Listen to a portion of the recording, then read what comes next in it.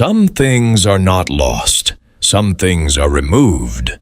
There is a difference, and Japan knows it better than most countries. A biopathology laboratory operated for over a decade in the middle of Tokyo, conducting experiments on human subjects. When the war ended, the building was not demolished. It was handed to a university. The records were classified. The location was never marked. It exists today on a street in Tokyo with no plaque and no acknowledgement. Japan has locations like this, not places that fell through the cracks of history, places that were pushed through deliberately by institutions that understood what happened. There could not survive public knowledge. In this video, we are counting down 13 Japanese locations deliberately removed from history, not forgotten, removed.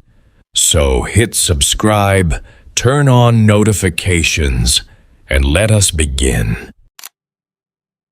The Chiran Peace Museum for Kamikaze Pilots is one of the most visited memorials in Kyushu.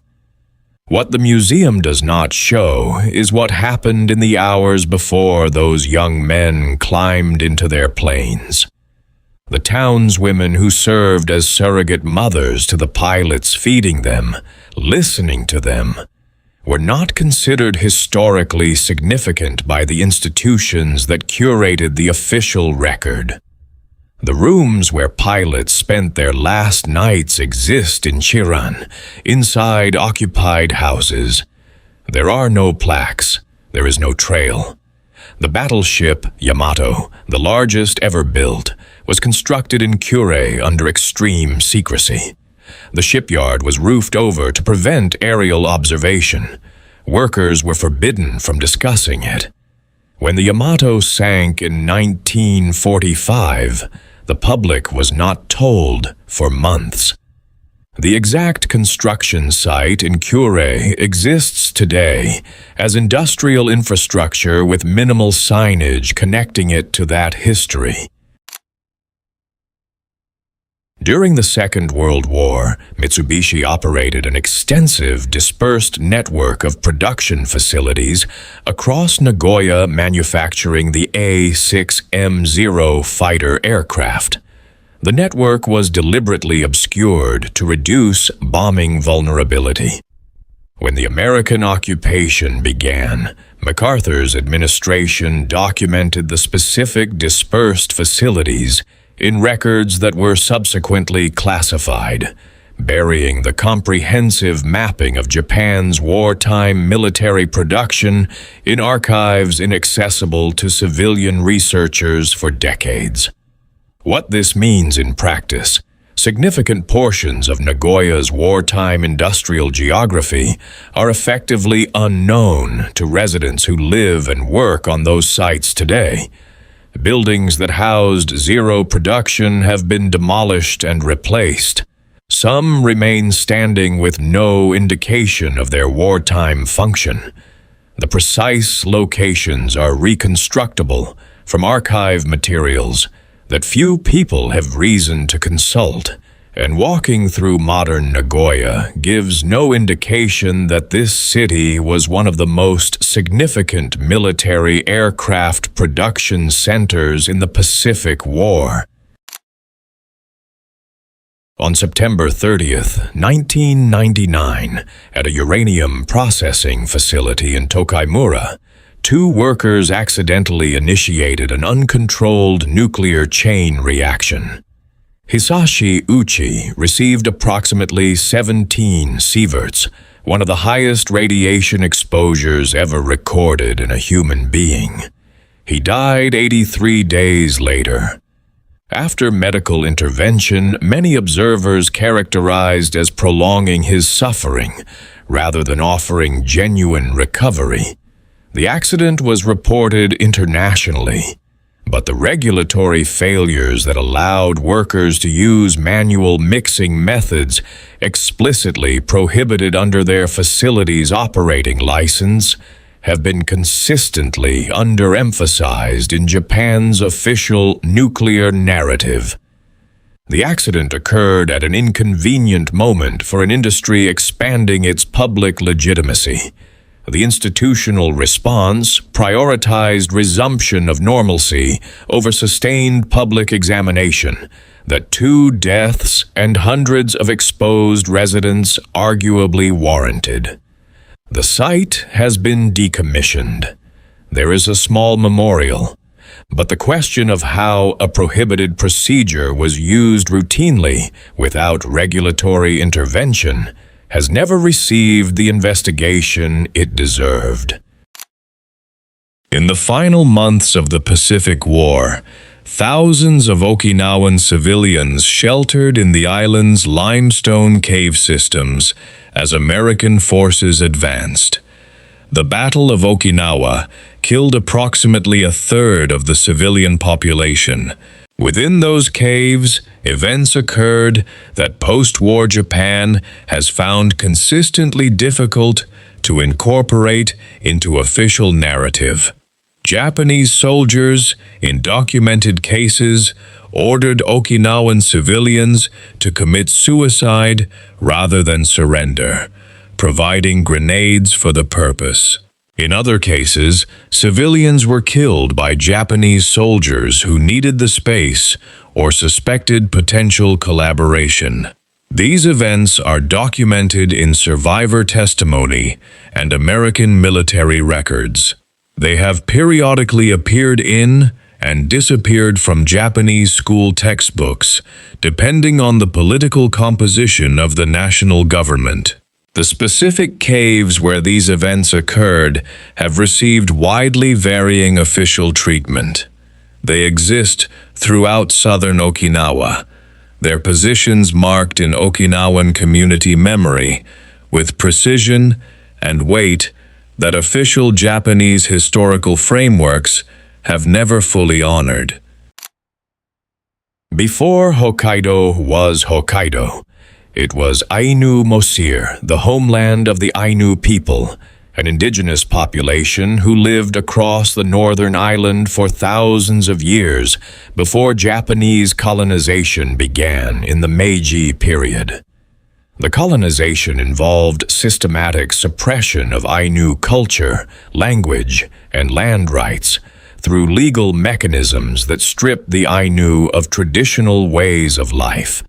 In Sapporo, which grew from a colonial administrative center into Hokkaido's largest city, Ainu communities were progressively displaced as urban development expanded. The specific locations of Ainu settlements within what became central Sapporo have been documented by researchers using oral histories and early colonial records. But these locations are not marked in the contemporary city. The urban geography of modern Sapporo gives no indication that indigenous communities occupied these spaces before the colonial city was built over them. The Japanese government officially recognized the Ainu as an indigenous people only in 2019. The island of Naoshima in the Seto Inland Sea is internationally famous as a contemporary art destination, home to museums designed by Tadao Ando. Hundreds of thousands visit each year. What the official promotional materials handle with considerable delicacy is the Mitsubishi Materials Corporation copper smelting facility that has operated on the island's northern end since 1917. The facility has been the island's primary economic driver for over a century, the actual reason the island was developed and populated to the degree that made the art revitalization possible.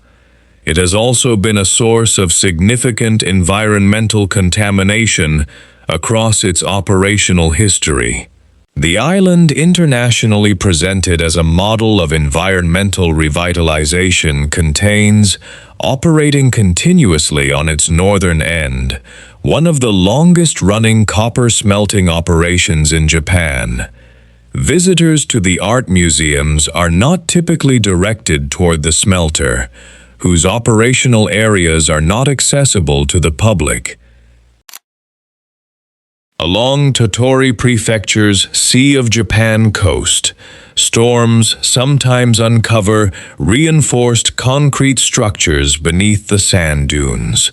They are remnants of a wartime tunnel network built by the Imperial Japanese Army for coastal defense, extending under the dunes in a system never fully mapped after the war. Today, the Tottori sand dunes attract millions of visitors for camel rides, sandboarding, and photography of a landscape unlike anywhere else in Japan. Yet the military remains beneath this tourist landscape are rarely included in its official presentation.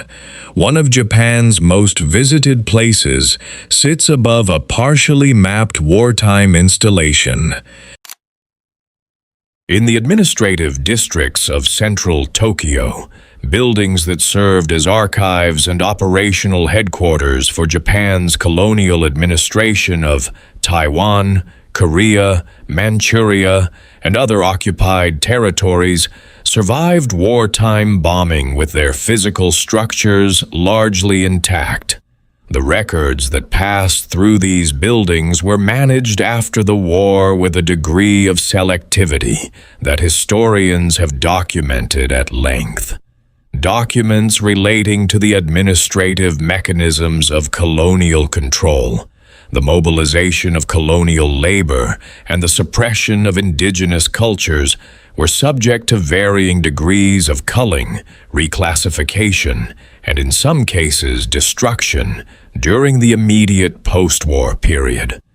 The buildings, stripped of their colonial administrative function, were repurposed into post-war Japanese bureaucratic infrastructure.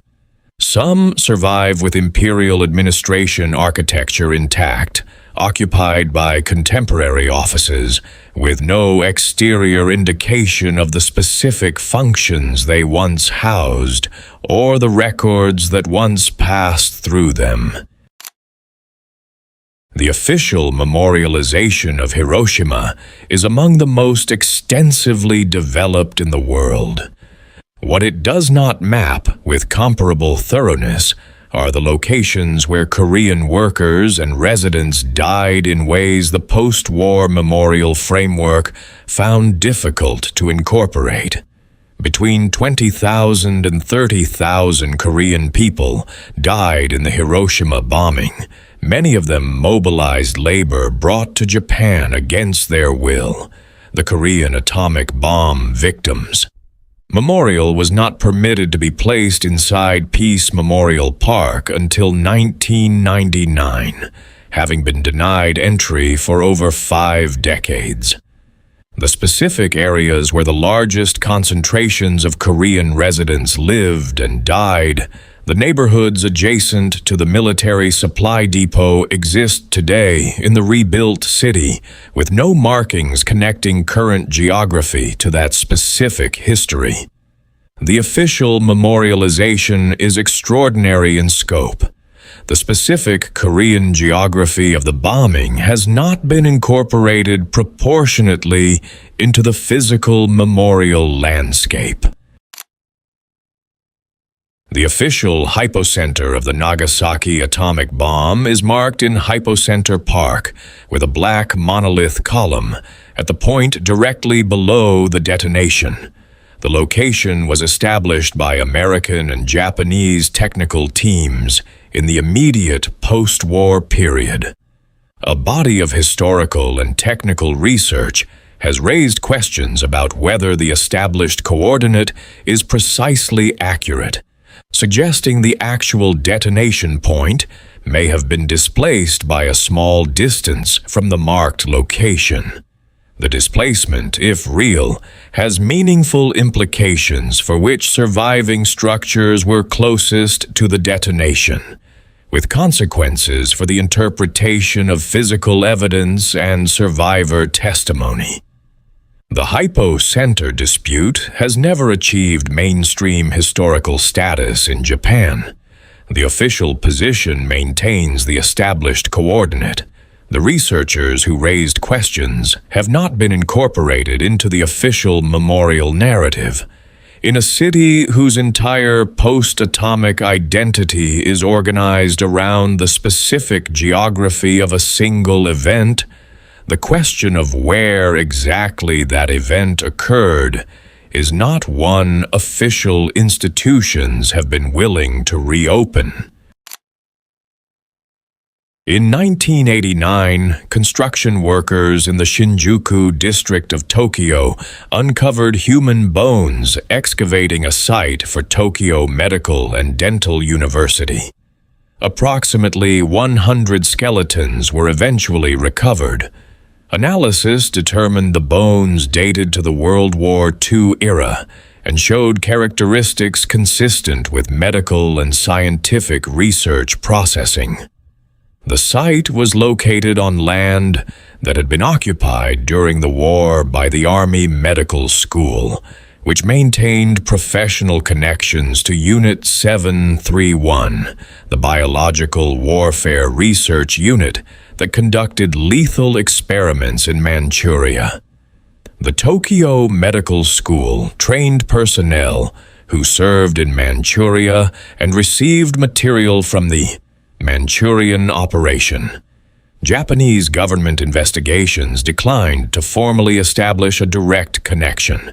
The bones were reinterred without individual identification. No memorial marks the site.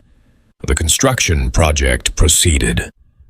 Tokyo Medical and Dental University occupies the location. There is no plaque at the entrance. There is no acknowledgement in the university's official history of what was found beneath the ground. Unit 731 conducted lethal experiments on human subjects in Japanese-occupied Manchuria between approximately 1937 and 1945. The death toll is estimated between 3,000 and 12,000 people. When the war ended, the unit's commanding officer, Lieutenant General Shiro Ishii, and his senior colleagues were granted immunity from war crimes prosecution.